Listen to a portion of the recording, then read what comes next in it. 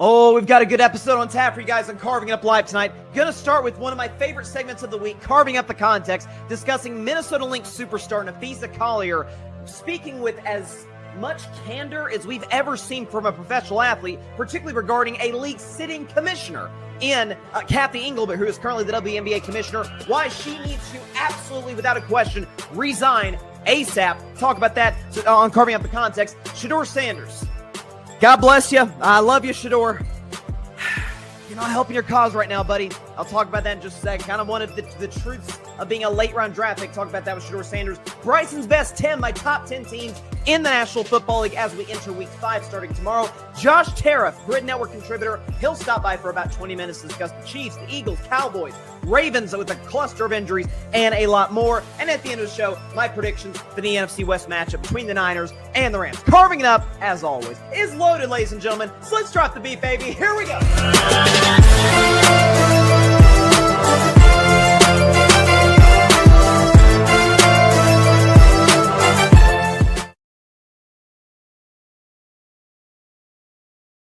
Here we go. Good evening, everybody, and welcome to Carving It Up Live right here on YouTube, as well as on X, Facebook, and on Instagram. I am Bryson Carver. Sorry for the brief mic mute just a second there, but I'm in a great mood today. My Red Sox won a very stressful game one last night, which means, by definition, the Yankees lose.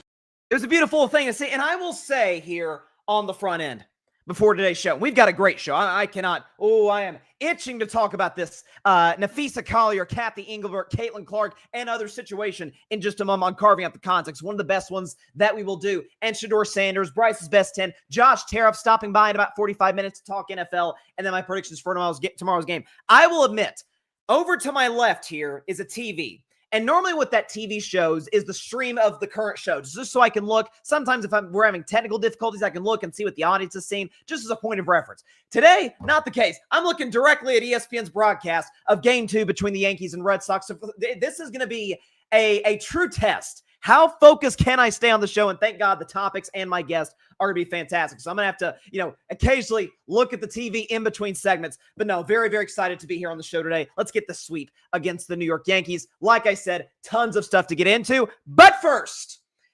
man, oh man, do we have a good episode of Carving Up the Context. So let's just jump right into it. As the head coach of the Colorado Buffaloes, primetime Deion Sanders says, "Give me my theme music."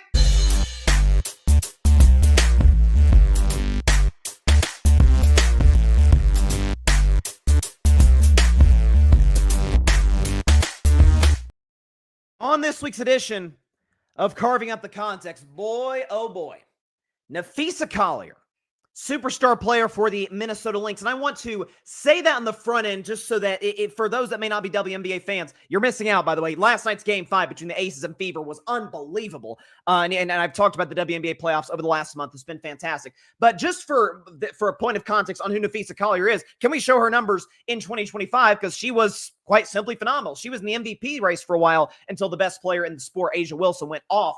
But 22 points, 7 rebounds, 3 assists, a steal and a half a game, block and a half per game, and then shot 50, 40, 90, which we know is the benchmark for efficiency in basketball. There's no question about it. 50% from the field, 40 from 3, 90% from the free throw line. I say all of that to say this. She suffered a pretty devastating ankle injury in their Game 3 loss, in the Lynx Game 3 loss to the Phoenix Mercury. The Mercury ended up winning the series, advancing to the finals. They're going to take on the Aces. Series starts on Friday. It's going to be great. And after Game 4, so she knew her season was over. Ramona Shelburne was actually talking about this on ESPN earlier. She was saying, Collier knew her season was done. It was a 6-week recovery. Obviously wouldn't have been able to go out there for the finals had the Minnesota Lynx made it. And she talked to the media after the Game 4, or in her exit interview, rather, with as much unprecedented candor as I've ever seen from an athlete in my life, talking about a sitting commissioner. We're going to play two parts of this. Here's the first part, one that's gotten all the buzz from Napheesa Collier. Here you go. At Unrivaled this past February, I sat across from Cathy and asked how she planned to address the officiating issues in our league. Her response was, well, only the losers complain about the refs. I also asked how she planned to fix the fact that players like Caitlin, Angel, and Paige, who are clearly driving massive revenue for the league, are making so little for their first 4 years. Her response was, Caitlin should be grateful she makes $16 million off the court, because without the platform that the WNBA gives her, she wouldn't make anything. And in that same conversation, she told me players should be on their knees thanking their lucky stars for the media rights deal that I got them. That's a mentality driving our league from the top. We go to battle every day to protect a shield that doesn't value us. The league believes it succeeds despite its players, not because of them. Okay, and then this is what she said. Again, just that the knife is really cutting here. Talk about Cathy Engelbert, the commissioner of the WNBA. Here's the second part about what Napheesa Collier said, and you're gonna want to listen to every single second of this. This year alone, I've gotten calls, texts, and well wishes from so many players across the league. Those moments remind me that sometimes there are things bigger than the results than this game we play. But do you know who I haven't heard from? Cathy. Not one call, not one text. Instead, the only outreach has come from her number 2 telling my agent that she doesn't believe physical play is contributing to injuries. That is infuriating, and it's the perfect example of the tone-deaf, dismissive approach that our leaders always seem to take. I've finally grown tired. For too long, I have tried to have these conversations in private, but it's clear there is no intention of accepting there's a problem. The league has made it clear it isn't about innovation, it isn't about collaboration, it's about control and power. I've earned this platform and I've paid the price to get here, and now I have a responsibility to speak on behalf of the fans and everyone in this league that deserves better. I'm concerned about the future of our sport. At some point, everyone deserves to hear the truth from someone who I hope has earned the benefit of the doubt to fight for what is right and fair for our athletes and our fans. We have the best players in the world. We have the best fans in the world. But right now, we have the worst leadership in the world. If I didn't know exactly what the job entailed, maybe I wouldn't feel this way. But unfortunately for them, I do. We serve a league that has shown they think championship coaches and Hall of Fame players are dispensable, and that's fine. It's professional sports. But I will not stand quietly by and allow different standards to be applied at the league level. Thank you. Now, Cathy Engelbert came out with a statement the day after these comments. She said, and I quote, "I have the utmost respect for Napheesa Collier and for all of the players in the WNBA. Together, we have all worked tirelessly to transform this league. My focus remains on ensuring a bright future for the players and the WNBA, including collaborating on how we continue to elevate the game. I'm disheartened by how Napheesa characterized our conversations and league leadership, but even when our perspectives differ, my commitment to the players and to this work will not waver." End quote. So there's a lot to unpack from this. So Napheesa Collier, and what was really interesting to see is, okay, how much support is she going to get from other players around the league?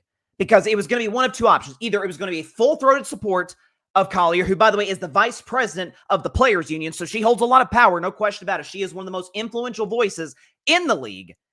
Or on the other side, it was going to be certainly not condemnation, because a player's not going to go after a player on a statement like that, but it would have been radio silence.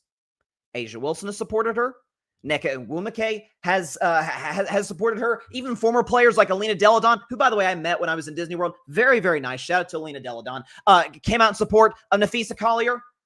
So it has been, shout out to her. She came out and supported us. And these are the kind of conversations that we've heard as well. Napheesa was just the only one bold enough to step out, put her neck on the line, so to speak, and talk about it. And what I find really interesting, and because she mentions that the commissioner, Cathy Engelbert, was discussing Caitlin Clark, who we all know was the vehicle to get a lot of folks to watch the WNBA. Listen, I've been talking about the league for years. Respect Caitlin Clark. Y'all know I'm a huge fan of hers. Love how she plays the game. Love her trash talk, all of it. But I've supported the WNBA and watched the league for years, really since I've become a basketball fan. And what I think is remarkable, Cathy Engelbert, according to Napheesa Collier, appears to view the WNBA through the prism of the way that the NFL and college football is viewed. What I mean by that is this. When you think NFL, you think of a bunch of players. You think of, it's just in the current times, you think of Patrick Mahomes, Myles Garrett, Saquon Barkley. I mean, we can just go all the way down the list. And like the big brands, quarterback of the Dallas Cowboys, Dak Prescott. You think about Josh Allen, Justin Jefferson, go down the list.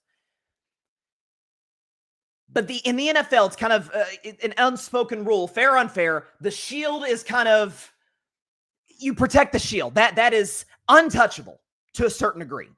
And in college football, even more so, because guys aren't there forever. They're there. I mean, I guess with the COVID rules as of late, they can stay there 6-7 years in some cases, in the case of Diego Pavia. But They're there a certain amount of time. The coaches are more popular than the players. The brands, I mean, think about the Florida Gators, for example. Shout out to my man, Tim Barner, who's a Gators fan. But they've got a terrible head coach right now in Billy Napier. Gators are still a massive brand. Like, it's hard to tarnish a great brand in college football. Same in the NFL.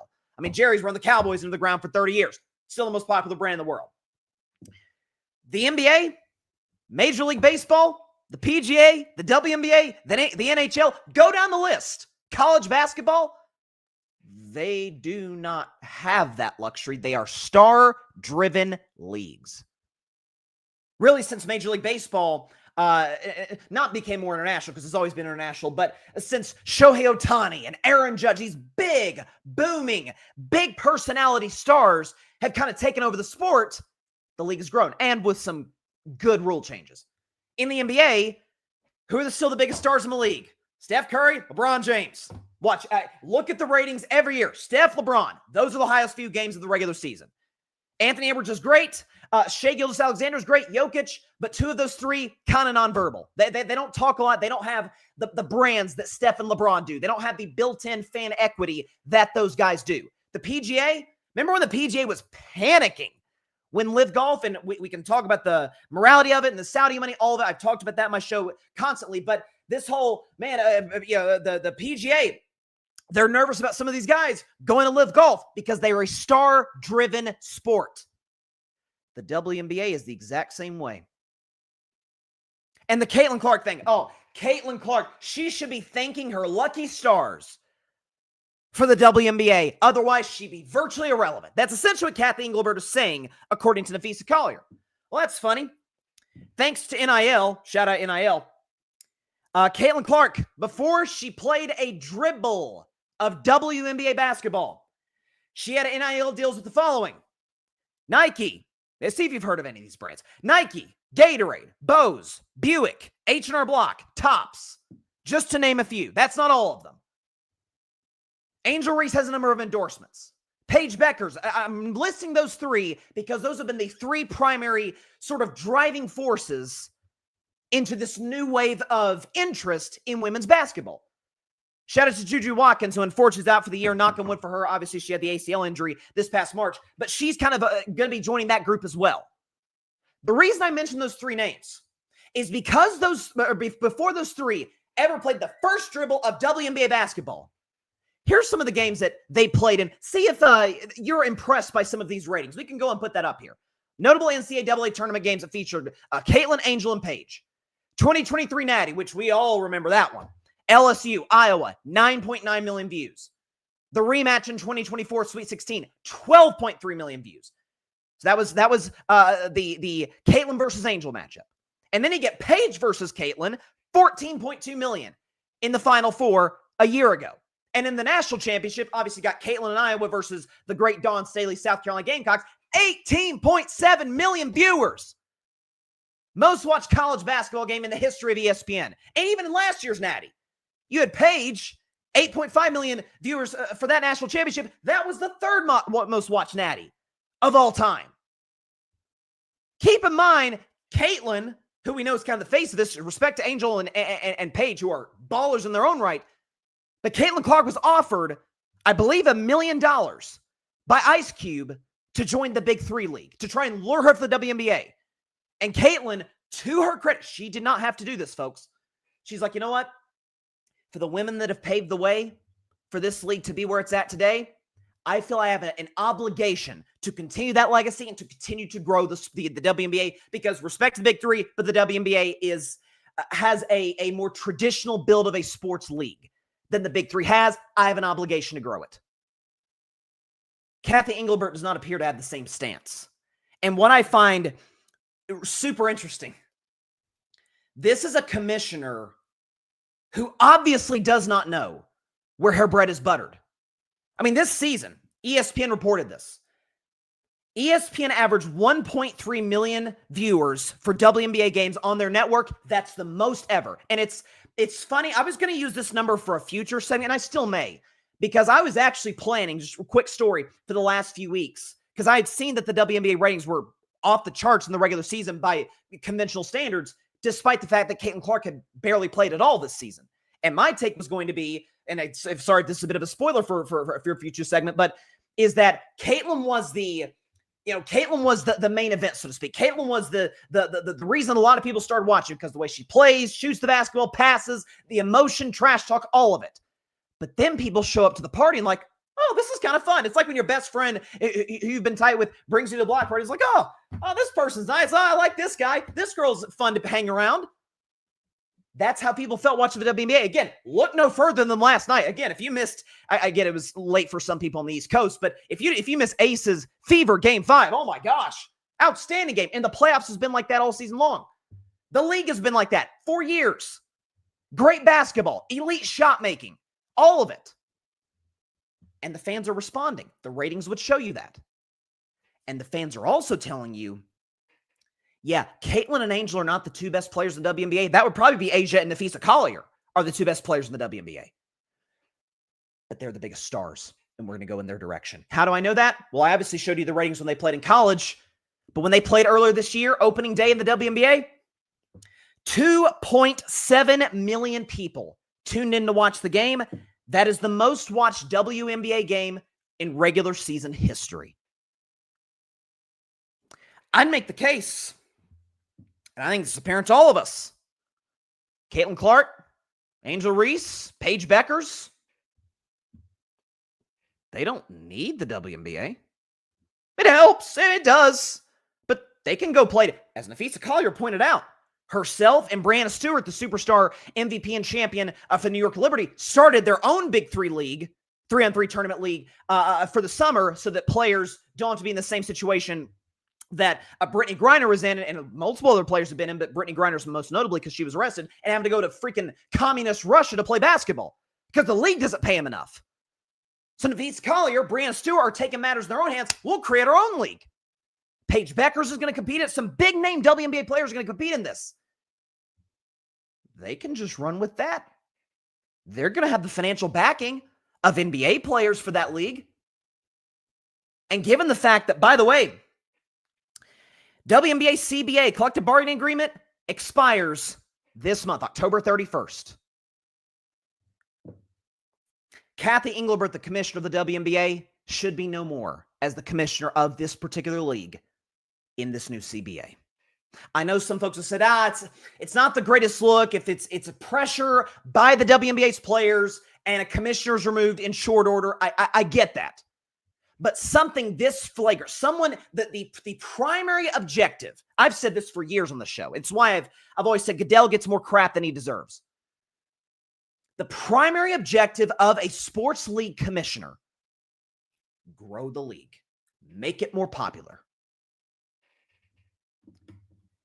Cathy Engelbert appears to believe it's her. It's that WNBA shield that's doing that, not the superstars. Again, forget the superstars that have been dominating the league for a while, such as Asia Wilson and Nafisa Collier and Brianna Stewart, Brittany Griner, and Sabrina Ionescu.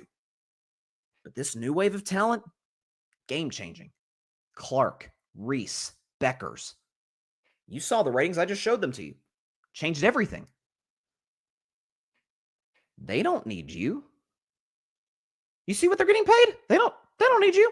Especially with NIL money, endorsement deals out the wazoo, a new 3-on-3 tournament league that was founded by two of the best players in the WNBA, Brianna Stewart and Nafisa Collier, who you obviously heard making those comments earlier. If this particular commissioner does not understand where her bread is buttered, does not understand the basic business model of every single American professional league outside of the NFL, and this is a professional league, but college football, these are star-driven leagues. The NBA, baseball, hockey, WNBA, PGA, they are star-driven sports. Golf was dead before Tiger Woods. The NBA was dead before Magic and Bird. The WNBA, for all of its star power, was not in a very good place. And so Caitlin Clark, Angel Reese, and now Paige Beckers, and in the future, Juju Watkins. Understand where you're at, Commissioner Engelbert. Understand what's gotten you to this point. We're 1.3 million viewers per game. With Caitlin Clark injured for the majority of the season, understand why that's the case. Because they drove them here. Because Caitlin, Angel, Paige, they drove the viewers to watch the WNBA. So on this week's edition of Carving Out the Context, when I saw this yesterday, I was floored, utterly stunned by this unbelievable lack of self-awareness on the part of the commissioner of the WNBA, who should not be for much longer because she should resign, Cathy Engelbert. So, listen, shout out to Napheesa Collier for coming out and just going scorched earth. Just unbelievable stuff. Kudos to one of the best players in the WNBA for getting the job done. My guy, Tim, Boston Sports Summit. And by the way, it looks like, gosh darn it, looks like Ben Rice just hit a homer and it's 2-0 Yankees. Crap. Well, listen, Yankees got an early leadoff homer in that one. Or they last night, So, except in this case, it's 2-0. So not a great start for my Sox. Not especially with 2 outs. Not great. And he says, Tim says, chomp in the comments. Get that out of here. So there you go. Yeah, I just found it to be just absurd, utterly absurd, and a lack of understanding of basic business principles as the commissioner of a sports league. And one more thing, and then we'll move on to Shedeur Sanders. But Napheesa Collier made the point that, her husband helps run the unrivaled league. And that, she sees on a day-to-day basis the work that goes into running a professional league. So she sees firsthand the right way to do it. One of the things, we didn't play this part of the clip, but one of the things she mentioned is that if a player gets hurt, her husband reaches out, because it's common courtesy. I'm sure when an NBA player gets hurt, I'm sure when Jason Tatum or Tyrese Halliburton or some of these guys blew their Achilles, I'm sure Adam Silver probably reached out to them. I would imagine Roger Goodell would reach out to a guy if he, recently we had, unfortunately, late neighbors, Tyreek Hill. I'm sure Goodell probably reached out if he has any sense of decency. So there you go. Patrick Brown in the comments. I'm on Fee's side. This opened a lot of eyes on how players rallied. Oh, they did. Like I said, the backing, and I said this to start the segment. For this to go, it was going to go one of two ways. Either it was not going to be a condemnation, because they're not going to come, especially given that Fee is the vice president of the players union. So they were obviously not going to come after her. It was either going to be full-throated support, or it was going to be radio silence, because other players don't necessarily want to get involved in this. That took a lot of guts. By the way, if Tim is still in the comments, my mother just texted me. She said, "Zip it, Tim," and it's got the it's got the band sign and a gator emoji. So no, but by the way, speaking of Tim, this is a good opportunity to bring it up. Obviously, our Red Sox is playing a playoff game, but check out Saturday Morning Tailgate, which airs every Saturday morning, of course, 10 a.m. Eastern, 7 a.m. Pacific time, live on the Gryd Network's YouTube channel and on X. Check out myself, Tim Barnard, Arthur Hurst. We talk about all the biggest headlines in college football. We give our top 25s. We have special curated segments for our own favorite teams. As you can tell, Tennessee. I got the Vol View on Saturday Morning Tailgate as well. Tim's got Gator City. Arthur's got Buckeyes Breakfast. So very, very excited for this week's episode after a great weekend of college football. So check it out. The Saturday Morning Tailgate every Saturday morning, of course, at 10 a.m. Eastern, 7 a.m. Pacific time, live on the Gryd Network. Josh Tariff, by the way, he'll be joining us in about 20 minutes or so to talk about some of the biggest headlines in the NFL. Had him on for the first time last week. Had a blast, so very excited to have him on once again. Bryson's best 10 in about 15. So, man. You ever, this is probably a horrible analogy, but what the heck? You know that one person who you're close with? You're like, deep down they've got a good heart. But on occasion, they're just a knucklehead. They just do stuff like, what the heck were you even thinking there, dude? That's how I feel about Shedeur Sanders right now. Like, as a kid, love him. I love his, he is similar in some ways to his dad, and you guys know the respect and admiration I have for Deion Sanders. Heck, you just heard it earlier. I literally quote him before carving up the context every single week. I love Coach Brian. Love the guy. And so as a dude, like, I think Shedeur would be like the best hang in the world. The problem is that doesn't necessarily translate to putting yourself in the best position to be successful in your particular business, depending on what your circumstances are. And what I mean by that is this. So it got announced yesterday, or actually this morning, I believe. No, it was yesterday, that Dillon Gabriel, obviously he was the other rookie quarterback that the Browns drafted in the 2025 class. He will be the starting quarterback this Sunday morning in London against the Minnesota Vikings. Joe Flacco, who's been dreadful through 4 games. Again, he's old. Like, it's Joe Flacco's a Super Bowl champion, but we know his time's passed. So he's going to start. Flacco got demoted to backup. Shedeur stays at third string. And Shedeur was kind of vocal a few days ago about the fact that, hey, I feel like I can play. I can do my thing. I can be the Browns starter. For the record, I agree with him. I think he is better than Dillon Gabriel. I think his measurables are better than Dillon Gabriel. Moves better than him. Decent, arm strength. Not great arm strength, but decent. Accurate enough. Actually, he's the most accurate quarterback in college football history in terms of completion percentage, if I'm not mistaken. So Shedeur could play. We know this. But the Browns drafted Dillon Gabriel higher. Shedeur was a 5th-round pick. That's what it is. And he was, I think, completely unfairly ripped to shreds by someone I will respectfully describe as one of the worst football analysts on television, Rex Ryan. You can see why he has not been a head coach in the NFL for a decade. That's neither here nor there. I mean, it's bad takes on a weekly basis from that guy, but whatever the case may be. And he was just ripping him. Hey, why are you talking? Get in the film room, work. Don't say anything. You're the backup. And let's just say Shedeur Sanders took what Rex Ryan said quite literally. Those that are listening on the podcast, I would usually say play the audio, take a listen, but there ain't much to listen to. This is mostly for the YouTube X, Facebook, and Instagram audience. This is what Shedeur Sanders sort of said, but actually didn't say. Here you go.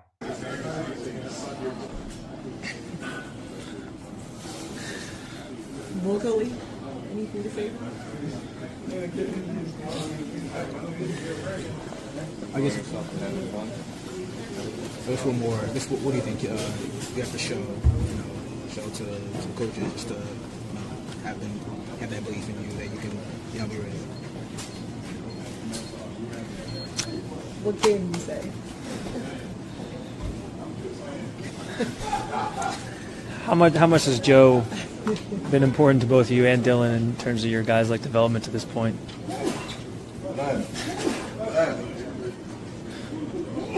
Y'all might as well. That's a first. I don't think I've ever seen that before. So here's the thing. Is it absurd, in my estimation, that Shedeur Sanders fell all the way to the 5th round? Yeah, I think it is. I thought he was based on how weak the quarterback draft was this year, I thought he was a late round draft pick. I did. Him falling to the 5th round, people had said it was collusion against Deion Sanders. You guys know I despise conspiracy theories to my core, and there's no shred of evidence we have to back up any of that. If we don't have evidence to back it up, don't full-throated say, hey, I actually know that this happened, even though we have no evidence to say that it happened. Regardless, with that all said, as unfair as it was that Shedeur was a 5th-round pick, that's his reality. That's the NFL's a dog-eat-dog league. Professional sports in general is a harsh business. That was a set of circumstances. Now he has an opportunity. That's the beauty of sports, man. You get to prove everybody wrong. That's the greatest. Max Kellerman, shout out to Max Kellerman. He said, one of the greatest things in sports is that the athletes write their own scripts. And that's very, very true. So Shedeur Sanders, and I said this all throughout the preseason, golden opportunity ahead of him. An opportunity to say, hey, you know what? If I can step up, if I can have a good preseason, which he had a great first preseason game against Carolina, missed the second preseason game, and then the third one, he was dreadful against the Los Angeles Rams. Took some bad sacks. He did not play well whatsoever. But given that, okay, ahead of me in the depth chart, old Joe Flacco, he's not lasting the season. Dillon Gabriel, who drafted higher than me, but is more physically limited than me, 17 games? I mean, we're just now to day 1 of October, and we've already got Dillon Gabriel in the lineup. And unless Browns fans or anyone out there thinks Dillon Gabriel is going to go out there and tear it up, Shedeur's going to play. Given the fact, especially that thanks to the Travis Hunter trade, the Cleveland Browns get 2 first-round picks in a stacked quarterback class in 2026. So they want to see if Dillon Gabriel's got it. They want to see if Shedeur Sanders has got it. And if not, okay, got 2 picks. We can take a quarterback with one of them. Shedeur will play this year, but he's certainly not helping his case. And the fact of the matter is this, is when you're a 5th-round draft pick, which Shedeur was fairly or unfairly, I think it was unfair, but that's the set of circumstances he found himself in. The first overall pick in the draft, Cam Ward, who I and most believe was the best quarterback in this draft. Weak draft, but he was the best. Number 1 overall pick, Tennessee Titans out of Miami. This was Cam Ward answering a question about the Tennessee Titans 0-4 start. I sort of alluded to it on Monday's show, but here's the bite.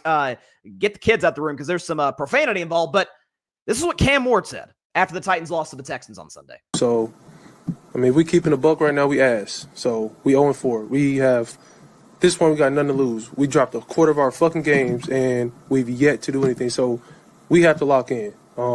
Especially myself on the offensive line, from the defensive line, from the special teams to all 3 faces. We have to play together. We have not played together this year yet. And that's just something that, we want to preach about it every day. Every day we got to do better. And we're doing that, but it has to show up on Sundays. It hasn't showed up yet, but it got to show up next week. Not great. Forget the profanities. We've seen quarterbacks do that before. Lamar Jackson's done it before. Like, plenty of guys have done it. Dak has. I'm just keeping it real, man. We're ass. We're terrible. Oh, Shedeur Sanders wouldn't get away with that. Yeah, because he wasn't the first pick.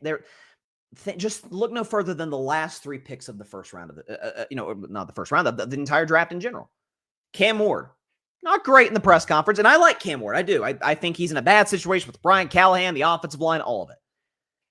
Last year's first overall pick, who I loved then and still full-heartedly believe in Caleb Williams. There's been some maturity questions with him as well. But he's 10 times more talented than Shedeur Sanders, with a better college career, far higher upside, and he was the first pick. Of course he's going to get a longer runway. Bryce Young, first overall pick in 2023, and I've defended Bryce. Bryce has not lived up to being the first pick in 2023, to put it mildly. But he's still there in Carolina in year 3 because they had a lot invested in him. He's a first-round pick. The Browns don't have a lot invested in Shedeur Sanders. The New England Patriots didn't have a lot invested in that 6th-round pick number 199 in 2000. Y'all know who I'm talking about. But came in the building, studied, did his thing, good with the media, got his opportunity, became the greatest quarterback of all time. Certainly that's not what we're asking Shedeur Sanders to do. Those are a bit lofty, but you get the point, is that these are the set of circumstances you find yourself in. Which, by the way, it could be worse. You could be in a situation where there's a clear-cut, no-doubt starter, and you're not sniffing the field barring injury. Well, Joe Flacco's ahead of you. He's not finishing the season. He couldn't even get out of September without getting benched. And now Dillon Gabriel, who, unless y'all think he's going to ball out, I don't. Nothing against the kid, but he's got some physical limitations at that position. I don't see him lasting terribly long as the starter for the Browns in 2025. Shedeur will get an opportunity. The Browns are going to want to see. They got 2 first-rounders next year. I said this back in August. Play the kid, see what he has. If he's got it, maybe we have our guy. If we don't, 2 first-round picks in 2026, get our quarterback then. So, again, I like Shedeur a lot, and this doesn't change that. I think he's a good kid. I think he was raised well. Y'all know what I think about Deion. I have the utmost respect for the guy. But you're not doing yourself any favors with this, man. And by the way, and this is a message to a lot of young athletes, because guys, gals, I'm in your generation. I'm Gen Z. I'm on social media. I get it. I'm obviously not in y'all's position of being professional athletes. That's a whole different level of pressure. I get that. I empathize with that. To Shedeur in particular, Rex Ryan has literally no bearing on your standing with the Cleveland Browns. Why give him the satisfaction of knowing, got him, responded to me. Now I'm going to rip him on NFL Sunday Countdown on Sunday, and then on Get Up on Monday. Don't put yourselves in a position you don't have to be in. It's hard enough as is. Don't dig yourself a deeper hole. So shout out to Shedeur. I really like the kid a lot. I do. He didn't have to do this. So there you go. All right, we're going to go to break on Carving Up Live. In about 10 minutes, we've got Josh Tariff stopping by for the second week in a row. Loved having him on last week. Can't wait to have him on this week to do some NFL discussion. But when we come back, a kind of a fast round of Bryson's Best 10, my top 10 teams in the National Football League. Stay tuned. We're just getting started here on Carving Up Live. Don't touch that dial, folks. We'll be right back in just a minute.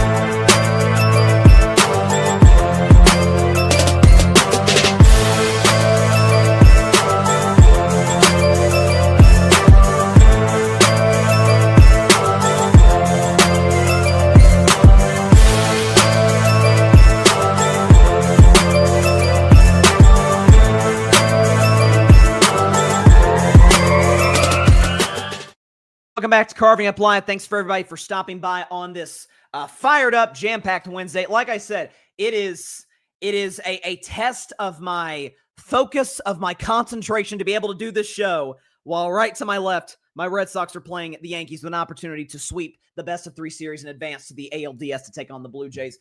Listen, the series will obviously be over regardless of who wins by Friday's show. If we can seal the deal, whoo! You'll want to tune into the start of Carving It Up. Let's put it that way. Well, all of Carving It Up preferably, but certainly, the start of the show. So let's get right to it. Bryson's Best 10, my top 10 teams in the National Football League. I do it every single Wednesday. So let's get the background music. Bryson's Best 10, Week 5. Here we go.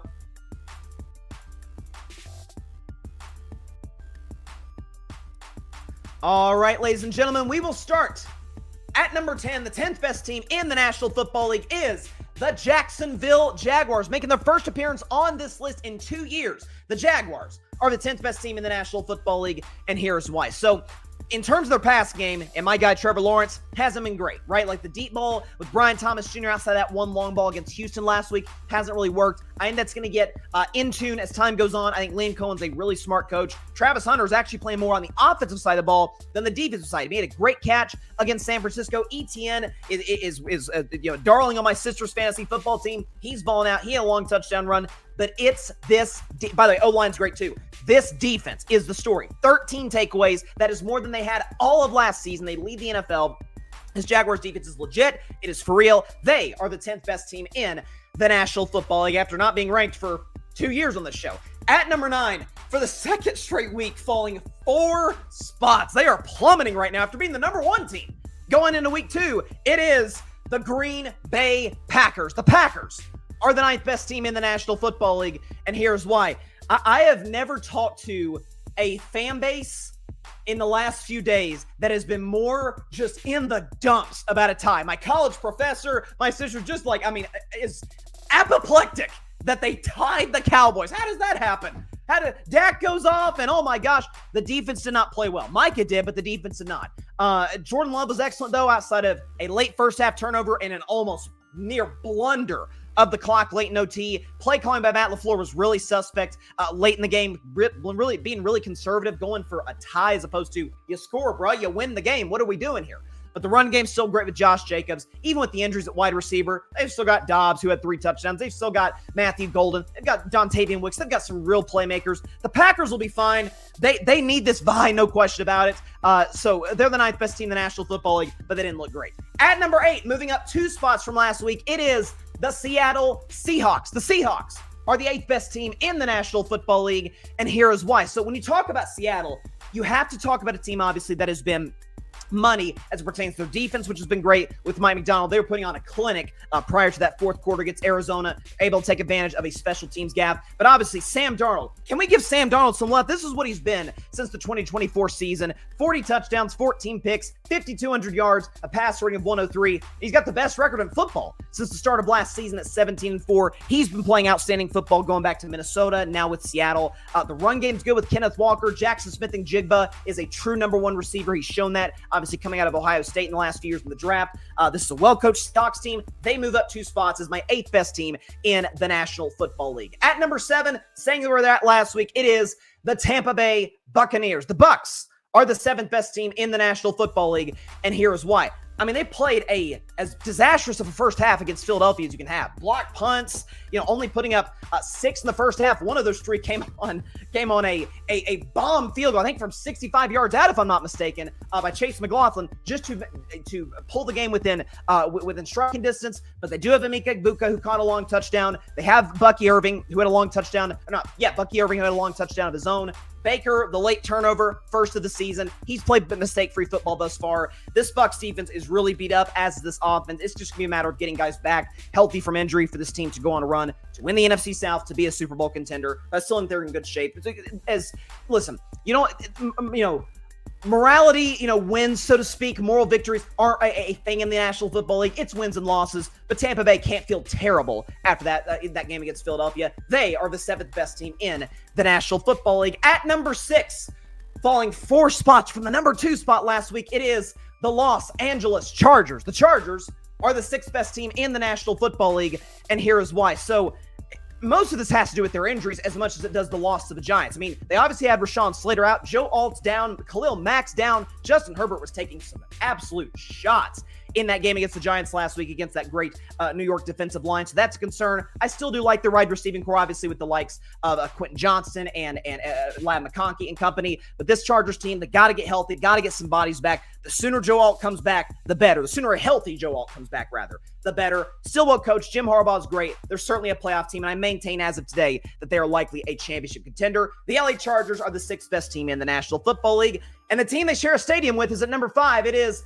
the Los Angeles Rams. The Rams are the 5th best team in the National Football League, and here is why. So I've said it once. I've said it a million times. Matt Stafford is just magic. He does not get enough credit for being one of the most clutch quarterbacks in the history of the game. We can show you, obviously, what he did in the 4th quarter against the Colts.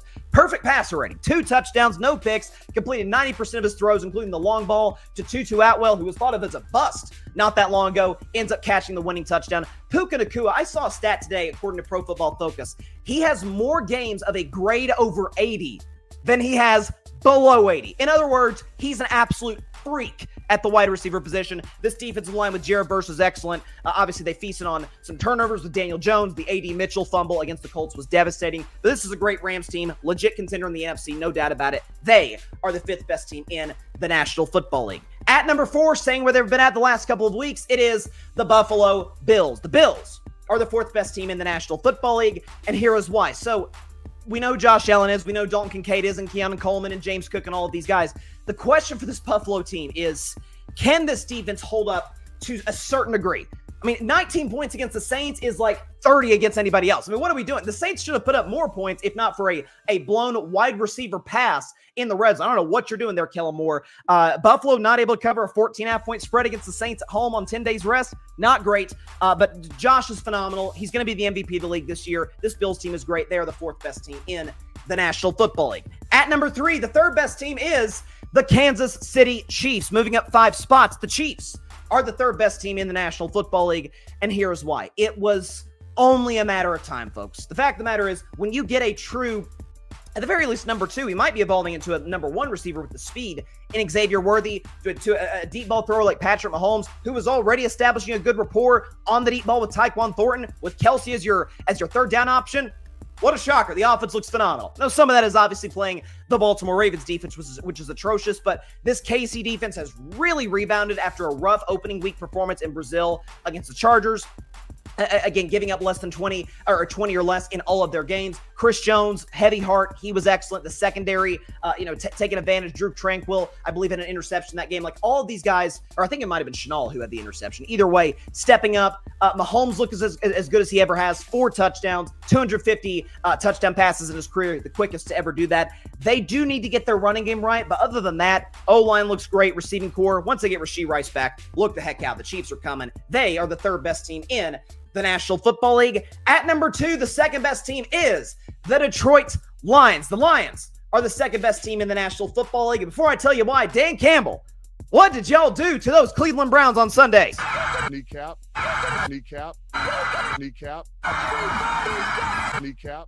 As per usual, that 1 o'clock window against an overmatched team at Ford Field, that is as much of a home run bet as any. The Detroit Lions taking care of business. I thought playing a B- offensive game against the Browns. Obviously, a lot of those points came on a return, or some of those points came on a return by Khalif Raymond, who's a great punt returner. Goff was relatively efficient. The run game wasn't as good as it was against the Baltimore Ravens, but we know with Thunder and Lightning, Sonic and Knuckles, David Montgomery, and Jahmyr Gibbs, they're excellent. The O-line for Detroit, they were able to replace Frank Ragnow, so they're good in that department. The defense is what it is. They've got some holes. Aiden Hutchinson's great. They've got some nice players like Anzalone and company, Kirby Joseph. But the question is going to be for this team, can they be able to outscore teams and put together, an excellent season, which I think they're going to be capable of doing once again. The Lions are the second best team in the National Football League. And at number one, they've been this way all but 1 week. And I feel bad for putting the Packers at number one. Looking back, it is the defending Super Bowl champion, Philadelphia Eagles. The Eagles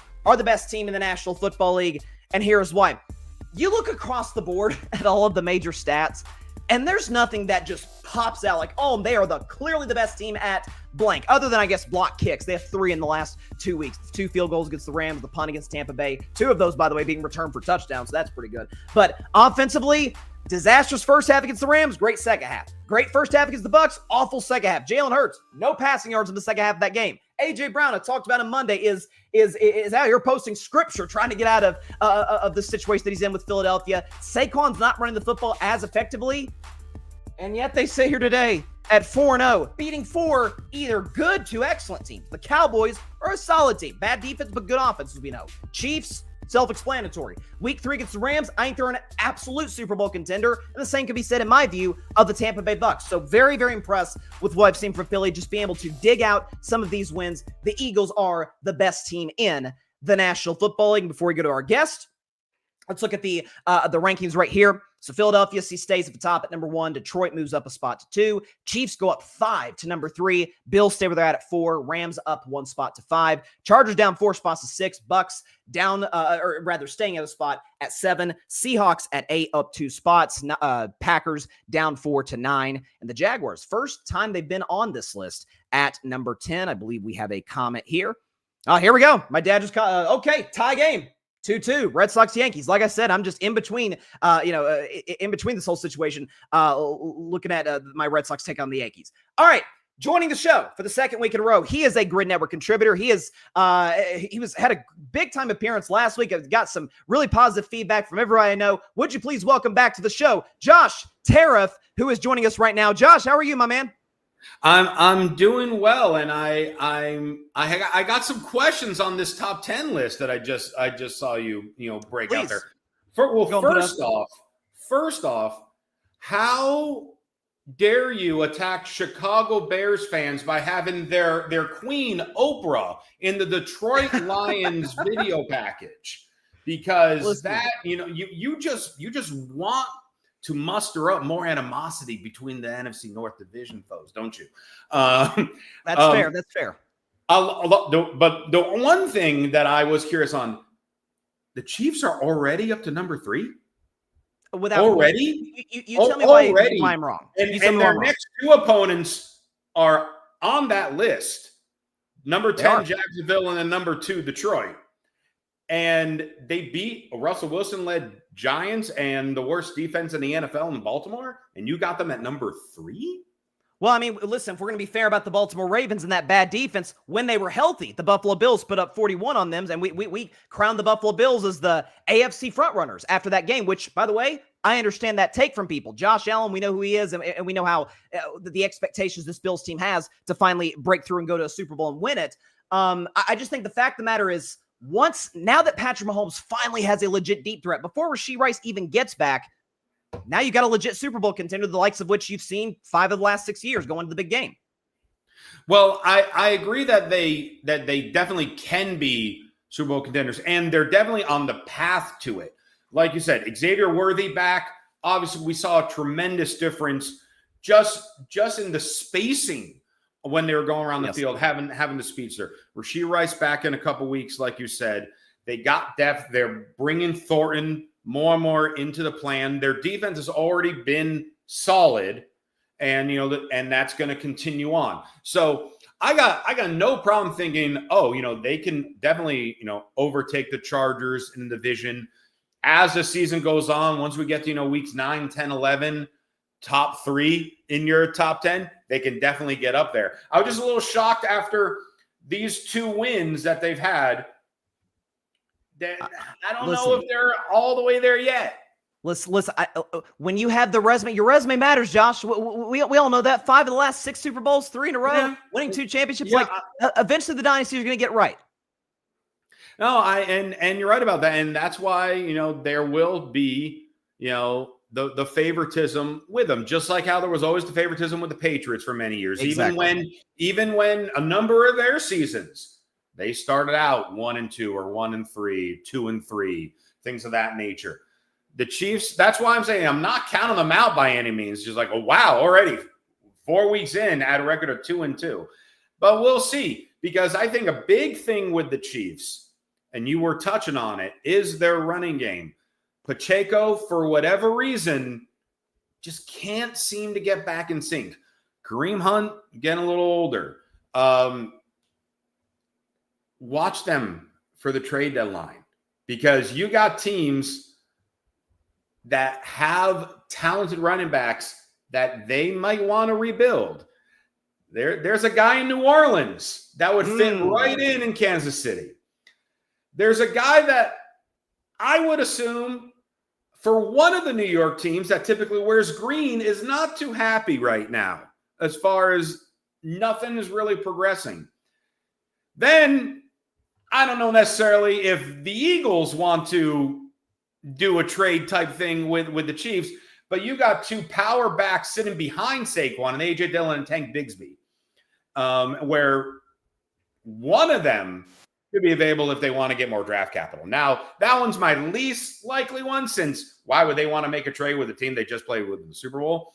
But Kamara and Breece Hall, and if the Chiefs are in win now mode, which then we know they are based on the age of some of their players, they want to get one more in there.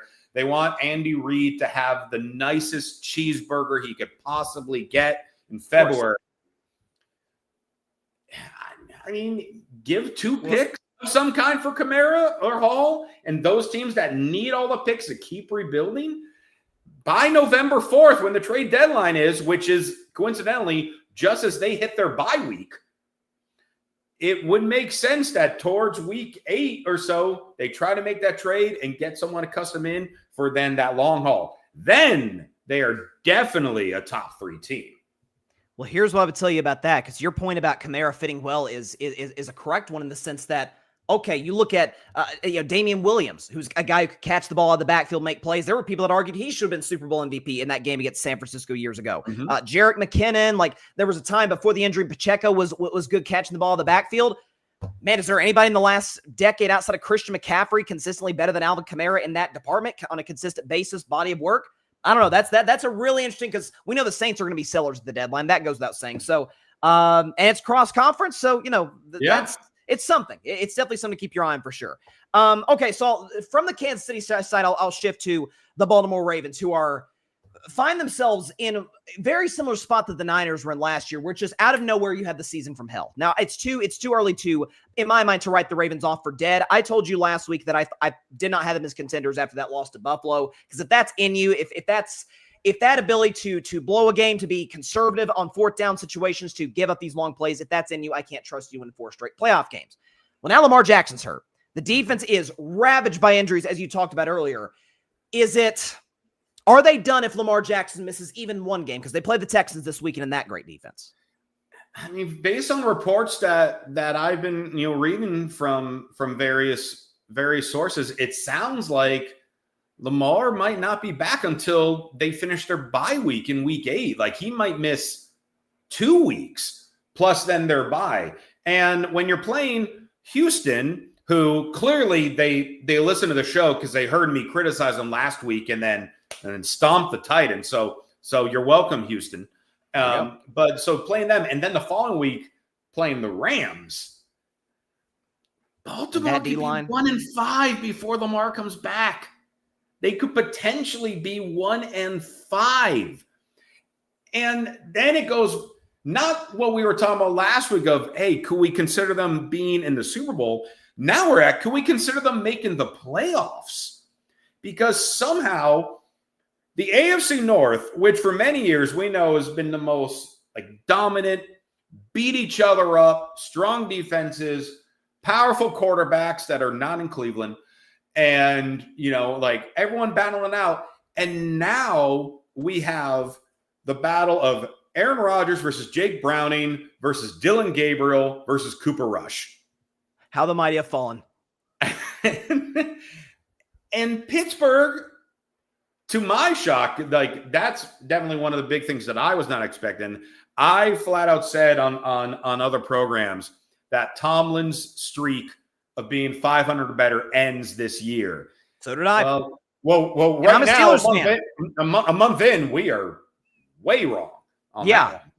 Especially as weak as the division is. Yeah, no question. Yeah, with as beat up as the division is, and then I know we're talking about Baltimore, but the way Cincinnati laid such an egg against Denver on Monday night, Cleveland, we knew they'd be in this position, but Baltimore, when you have those weapons, and because as beat up as you are, you still have the weapons. And here's the one thing that I was definitely scratching my head during the offseason, and that was the Ravens acquiring Cooper Rush. I love Cooper Rush. I think Cooper Rush is a fantastic backup quarterback. But what the key thing in a team is you want your backup quarterback to have a similar type of game management to whoever your starter is. Lamar Jackson and Cooper Rush could not be more different. Yep.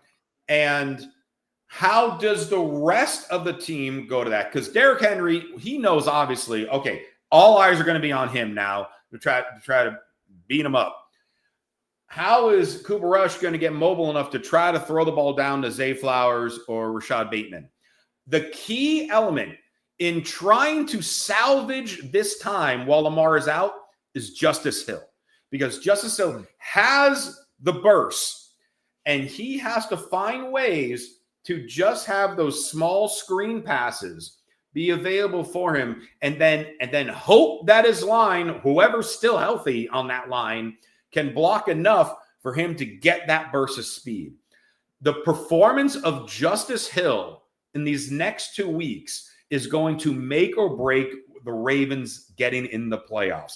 And what a bizarre thing to say about a team with so much talent on it. Especially in October. Like that. Yes. That's just how quickly it all happens, starting with that. It almost feels like they haven't emotionally recovered. And certainly they've physically gone downhill after that loss to Buffalo. Listen, you are preaching to the carving it up choir on the Cooper Rush point. Because I agree with you. I think Cooper Rush is an excellent backup. But look at Washington, for example, with Marcus Mariota. Stylistically relatively similar to Jane Daniels. That's great. Look at all those backup quarterbacks that Brady had in New England. Brian Hoyer and all these guys. Jimmy I like Garoppolo. Trey Lance with the Chargers. I think it's kind of a similar, obviously not as good as Justin Herbert, but similar styles. So, Cooper Rush makes more sense, as funny as it sounds, backing up Aaron Rodgers. He would have been more, a better fit there than backing up Lamar Jackson. Absolutely. No, there's no question about it. I think it's getting late early in Baltimore. That's for sure. So I talked about this on Monday's show, the Philadelphia Eagles. And as I said on Bryson's Best 10, they're not really great at anything but winning close games and blocking kicks, as we've seen over the last couple of weeks. But now you got this drama with A.J. Brown. And I've made the point, okay, we have 4 different incidents in the last year with Philadelphia. The game in December after they beat the Panthers, where he said the Eagles are rolling, vibes are good. Hey, I think the passing game should be better. What are you doing? And then you have the playoff game with the book on the sideline against the Packers. Then after the Super Bowl, he literally says on IG, I thought this winning a Super Bowl thing would kind of be the pinnacle of my career, emotionally speaking. No, it's actually when I dominate and put up big numbers against a DB and has him, slumping. And then obviously now the tweet basically took scripture out of context, which I didn't appreciate. But regardless, do you think that this thing gets smoothed out to the point where it doesn't become an issue for Philadelphia? Or have you the mindset that I am, and I said this on Monday, cut bait? It's not like this guy is as essential as a Jalen Hurts, a Saquon Barkley, a Jordan Mailata, a Lane Johnson. What do you think about it? When was the last time that there felt like there was this much drama over a team that's 4-0 and is the best team in the league? Like when? When is all of a sudden all the talk about a team that is the best in the league and undefeated about what do we do with our star receiver who's not happy? Do we have to trade him? Why is he not getting the ball? Why does it matter? You're still winning. You're still winning the games. If you need him, he's obviously there. So is Devontae Smith. So is Dallas Goedert. Well, you know who else has not had a good year? Saquon Barkley. So they're still winning. They're finding ways to win. And 2 of their next 4 games are against the Giants. And then they got Denver, which, their defense will be tricky. And then Minnesota, who knows what Vikings team you're going to get that week. So with that, there are going to be weeks where Jalen Hurts is going to throw 250 to 300 yards, and AJ and Devontae, they're going to get their fill, and everyone's going to be happy. Trust me, I am in 2 fantasy leagues. One I have AJ Brown, one I have Devontae Smith. I am near last in both of my leagues this year. It ain't going well. That said, if I was on the team, the first step in it is, did we win? Because that's what's most important. You heard Jalen Hurts say it. We talked about this last week. You heard Jalen Hurts say it to Chris Jones after the Eagles beat the Chiefs. Yep. Chris Jones yells at him, "You didn't even get 100 yards." Jalen Hurts said, "Well, we won." Because that's, at the end of the day, is what's most important.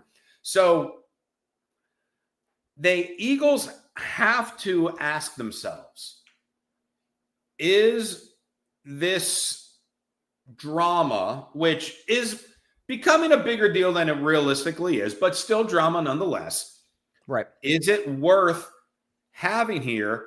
Or do we feel confident in all of our pieces that, hey, we're in the process of trying to build a dynasty, and we could still trade A.J. Brown for a first or second round pick and then some.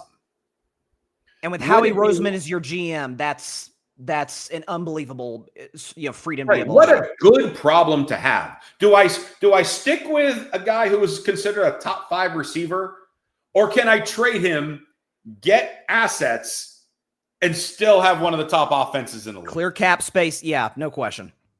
No question. No, it's, go ahead. Poor Philly. Poor guys. Just rich people problems, right? Like it's just awful stuff. Champagne problems, as they say. Do I drive the Rolls Royce or the Maserati today? I know it's really that'll make your break. That'll cost you sleep at night, Josh. It really will. Yeah. Josh Tariff joining the show. Well, speaking of teams that actually do have legitimate problems in their organization, is the Cleveland Browns, and they have basically our entire lives. So they benched Joe Flacco. Dylan Gabriel's a starter. I talked about the very bizarre press conference featuring Shedeur Sanders. Feel free to comment on that if you'd like. But do you think this is a situation where, let me rephrase it. Are you surprised that they went to Gabriel this early, or are you in the mindset that I am at, where we've got 2 rookie quarterbacks and we've got 2 first-round picks in a good quarterback draft? Let's see them both play. Unless Gabriel balls out, then you roll with him. And then if they don't work out, you draft a quarterback next year. How do you feel about it? So let me go to the first part of that with the Shedeur Sanders, lack of interview. Yeah, because I saw that within the last hour, and there are he's young, not quite getting it type arguments, and then there's the young and being dumb type of moments. And to me, that's what that was. Okay. And I feel that way because you might recall of the stories that came out over the last few weeks, how Baltimore wanted to draft Shedeur Sanders, and Shedeur told them, "No, I don't want to be the backup to Lamar Jackson because I'm not going to get playing time." Well, lo and behold, he would be starting this week. And we talked about a guy that could be a similar style. Fits more in Cooper Rush. He would have fit in much better in that system behind Lamar Jackson. So He doesn't do that based on his mouth. He goes to Cleveland. They got 2 rookies. Well, you know what? Of course they're going to start Dillon Gabriel before you. They drafted Dillon Gabriel before you. So if he's healthy, they're going to try him out before you. So to go in, when should he have been started? I was thinking 3 different things, none of which were week 5. I was thinking either week 1, because, again, they had nothing to lose this season. They know they're going to look at both of them. So you start them right off the gate. I was thinking week 4. So, hey, we want to test you. Fine. We're going to throw you to the Wolves and have you go to Detroit and get the ball going because it's going early. Or week 7, because you're going overseas. And then week 6, you're at Pittsburgh. Don't know if it's the best idea to have a rookie starting on the road against our biggest rivals. Let's go week 7 when we're home against Miami, and that'd be a good way to ease someone in. So they decided to make Gabriel the first quarterback ever to have their first start overseas. And I think it's an interesting concept. We're going to see how he goes. But one of my hot takes heading into the season was both Gabriel and Shedeur Sanders will start this season.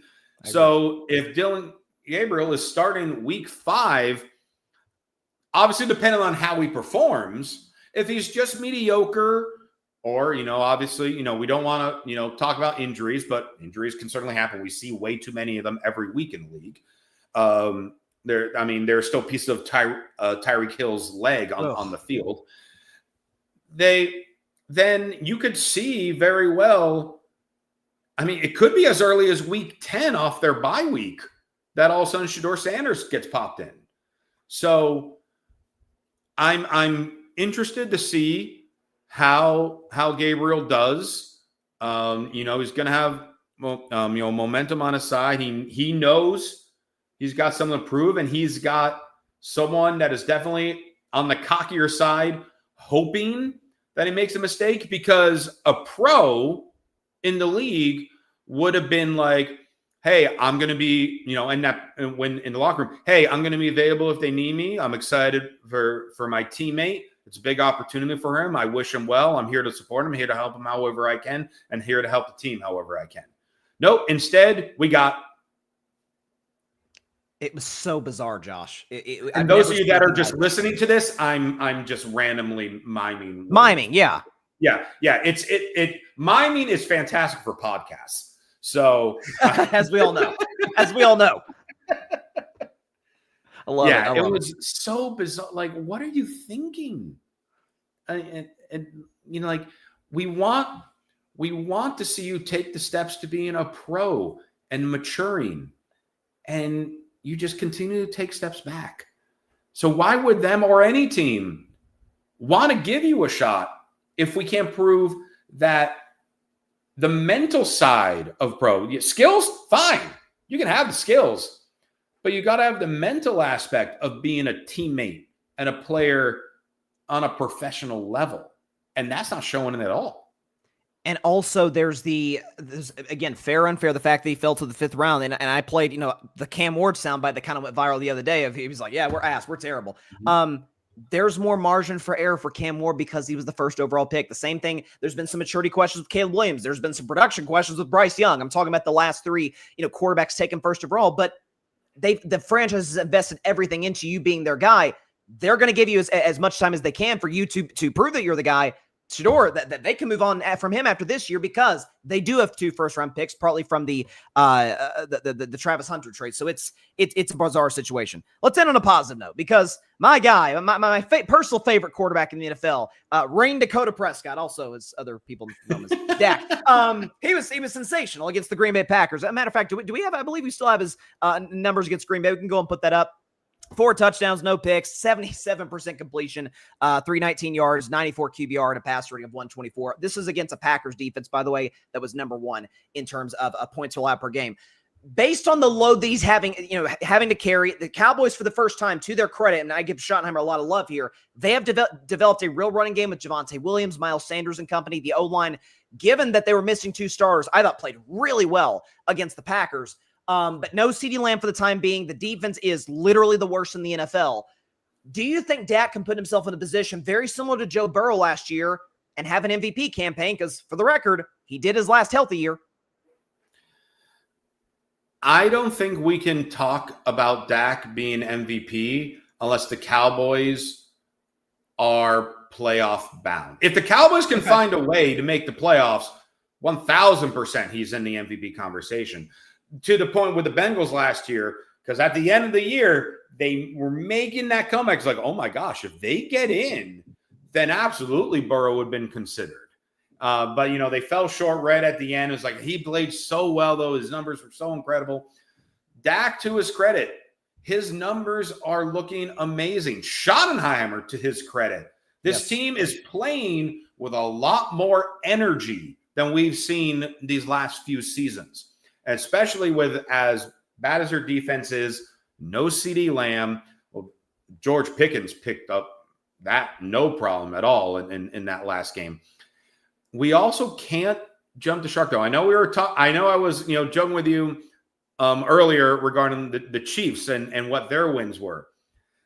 The Cowboys, they had to score 43 points to beat the Giants in overtime, and then they had to score 40 points to tie the Packers. Now, Packers are a whole different story because I don't know what's going on with them, but I'm not on the bandwagon as far as Cowboys can be a legit threat yet. Their next two games, at the Jets, at the Panthers, you would think 2 easy wins. I think they're losing one of those. Really? And then there's going to be a bunch of panic in Dallas because there they go, losing a game that they should have won because they should win them. But something is going to go awry. There are times that we see this every year in one or two teams of someone over-delivering on what you expect. Everyone expected the Packers to blow out the Cowboys. And they literally hung with them until the end because it literally ended in a tie. And then there is a team that 1 or 2 weeks after they have that big unexpected moment, they deflate. And then they have a moment. We saw it a couple weeks ago with the Falcons getting crushed by the Panthers. Yes. They looked great against Minnesota and then lost, 30-0 or something along those lines? And the Panthers they play them in Carolina in 2 weeks. And the Jets, they thought they would beat Miami. Miami lost Tyreek Hill, and they still lost. So, they're frustrated. So one of these is very much a trap game for Dallas. And that will immediately derail MVP talk about Dak, because at the end of the day, the MVP is going to matter of the wins and losses. His numbers, he's going to be stats-wise one of the top in the league this season. And you're right, Javonte Williams, Denver is watching this being like, where the hell was this guy the last 3 years? And George Pickens, Pittsburgh's like, what? They can do this on a regular basis? Even, Kevontae Turpin is stepping it up as well. So they definitely are going in the right direction on the offensive side, but can they actually get the wins when they matter? And I did want to point one thing out because I was looking up their schedule and I just found this fascinating. So obviously Cowboys, America's team. Everyone says, why are they still America's team if they're mediocre or this or that? On ESPN, they list what ticket prices start at for Cowboy games. On the road, so Cowboys at Carolina, tickets are starting at $167. Home the following week against Washington, their division rivals, tickets starting at $38. Washington's a better team than Carolina, but they're home, so it's cheaper because people, when the Cowboys travel, people want to see them. So all of a sudden, then the following week at Denver, tickets start at $226. Well, that explains why it always seems like a few games a year. And even on Sunday night, anytime the Packers would score, you would hear an audible cheer from the crowd. Whoa, where'd all the cheeseheads come from? That has always been kind of the knock on Jerry World, is it's not a real legit home field advantage. That is really fascinating. That's Monday night, November 17th at Las Vegas, at the Raiders, who you also know, one of the other top teams as far as fans that travel. Yes. Tickets start for that one at $350. Wow. the Raiders, who are abysmal right at the moment. I mean, that game's in 6 weeks. We'll see how they are then. But as bad as they are, and as okay as the Cowboys are, you're telling me tickets are starting at $350? I mean, some of that's it's a Monday night game, and I don't think the Cowboys have ever played in Vegas, at least in a regular season game. But that's fascinating. Okay, great stuff as always, Josh Tariff here. Hopefully, we can have you back on the show next week. Listen, once again, and this is the last quick question I'll ask you. How are you acclimating to your new surroundings here at the Gryd Network? Is it going smoothly? We able to help you out a little bit? Yeah, like they're in the process of the construction of building my trophy room. My house is going along smoothly, and adding a spare driveway, in the front yard as well, because the Gryd is very accommodating, because they understand the network that they are having, the talent like me, and want to make sure that I feel right at home. And I do feel right at home here, having fun, chatting with you, chatting with other guys, and trying to bring the best damn takes that you can find right here. And this is where we're at. And you're stuck with me for, until I get canceled. And hopefully that's not anytime soon. Oh, listen, that's not happening at this network ever. And I got to say, I'm going to have to hit up Barry and Mike about these accommodations that they're giving you, because that is a founding member. That's new. Contract? No, that wasn't mine. I'm going to have to talk to my agent about that. That was a bit concerning. Josh Tariff, great stuff as always. Thanks for stopping by the show, my man. Have a good one. Happy to be here. Thanks, man. Yes, sir. Josh Tariff, carving it up. Back-to-back weeks, back-to-back fantastic appearances, as always. Like I said, I am in the midst of doing the show and trying to – actually, I don't need these headphones anymore. I am in the midst of doing the show, trying to pay attention to the Red Sox game. It's 2-2 here in the fifth, so no offensive action. Again, like I'm seeing like in the corner of my eye while I'm looking here at the camera, I see like infield grounders, throws to first. I'm trying to – in the corner of my eye, if there's a ball that's hit, if I see green grass, I'm like, is that a home run? And then I see like the batter like slow down and turn and go back to the dugout. So I'm like, okay, not a home run for the Yankees. So great stuff. No, Josh has been a fantastic addition to the Gryd. Shout out to him. Okay, so before we get out of here, listen, a big game tomorrow in the NFC West, because you've got 2 3-1 teams. But boy, so much of the muster has been taken out because of the fact that the San Francisco 49ers injury report almost looks like a starting lineup. It was just announced. Juwan Jennings, out. Ricky Pearsall, out. Brock Purdy, out. So it will be Mac Jones making his third start of the season on the road against the Los Angeles Rams, a team with a monstrous defense, as if the Niners weren't, in my mind, cooked in this game anyway. It just got a whole lot worse. So I think this is not going to be close. The Rams are going to establish the run.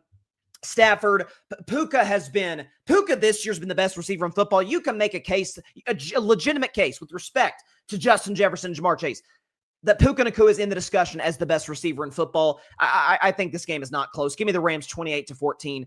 I think they blow the game open early. Again, there's the relationship between McVay and Shanahan isn't quite Pete Carroll and Jim Harbaugh level of animosity, but there's a competitive edge there, no question, between those two guys. They're both offensive guys. They're both intense guys. So I'm going to take the Rams. I'd say the Robert Saleh's defense keeps it close for as long as he can, but the Niners, they don't have enough bodies. There's the old saying, I joked about this with the Lions defense last year. The old saying is, next man up. Well, eventually you run out of men to have step up, and that's where the Niners are at today. They have to activate a bunch of practice squad guys, waiver wire guys. So yes, I've got the Rams winning tomorrow night, 28-14. And with that is all the time we have for today's show. Thanks for stopping by. As always, be sure to catch Carving Up Live on Friday at 6 p.m. Eastern, 3 p.m. Pacific time, right here on YouTube, as well as on X, Instagram, and on Facebook. Before that, if you want to check out some of my takes from the Thursday night game, from the playoffs,